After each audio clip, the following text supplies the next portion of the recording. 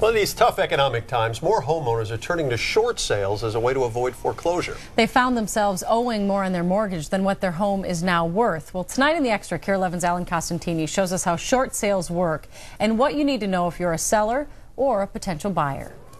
Can you cross your fingers? Meet Amanda Jurek of Blaine. That's Mrs. Amanda Jurek. She and Monty tied the knot less than a month ago.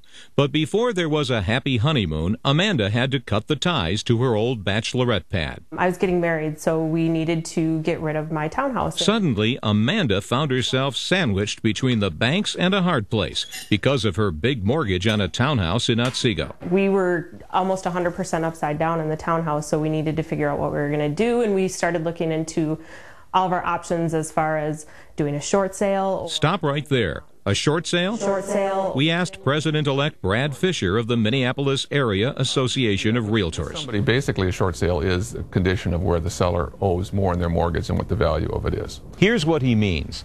Let's say you have a mortgage for $200,000. But because of the economy and falling home prices, your house is now valued at only $150,000. You have a buyer, but they're going to offer you something probably a little less than that $150,000. So the selling price comes in short of the mortgage.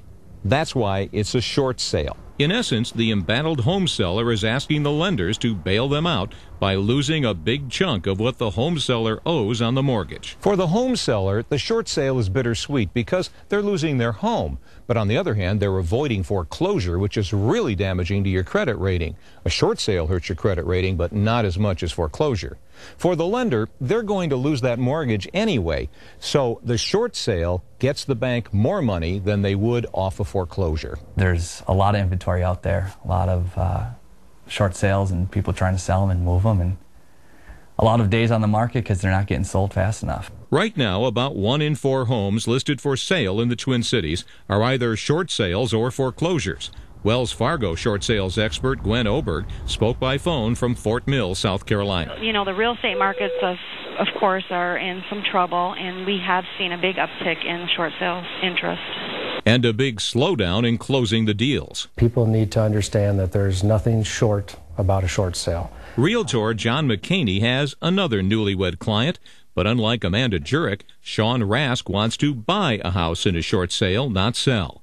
The process has been eye-opening. Shortly after getting in, we realized this is not a typical 30-day and you're done deal here. It's more of a 2, 3, 4 months, who knows when it's going to be done kind of a deal. And Sean and Melissa want to move out of his parents' house and into a home of their own, and quick.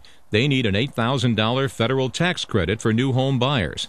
But the credit expires at the end of November. The newlyweds clung to hope for weeks. And we finally got the approval, so. It took 3 months. It took 3 months on the dot. I think they say as a general rule that you should be able to get this processed in about 3 months. That hasn't been my experience. Realtor Matthew Lee's South Minneapolis listing is at the extreme end of the short sale stall. It's been 10 months.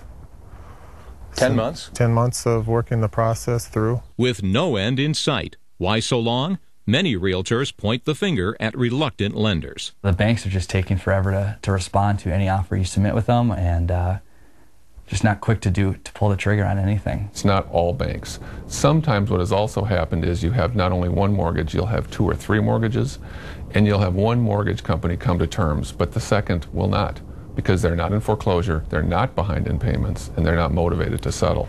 Everyone agrees that assembling a short sale is like constructing a house with more than one contractor. Now, this particular property here, the frustration, I think, is more so in the bureaucracy of the paperwork. A storm of short sale faxes and documents often flies back and forth, taking weeks.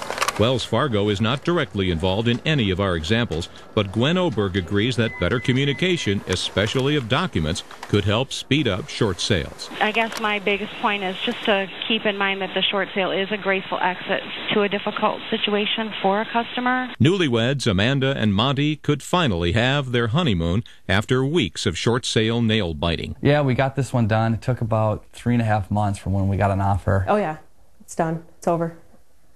Thank goodness. For the KARE11 News Extra, I'm Alan Costantini. The latest figures on short sales from the Minneapolis Area Association of Realtors shows listed homes in foreclosures dropping by more than half. Meanwhile, homes offered for short sales climbed by almost 75% over a year earlier. Association President-elect Brad Fisher says the actual number of closed sales of short sale properties lags way behind sales of foreclosure properties. He sees that as an indication of stalling on short sales by the banks.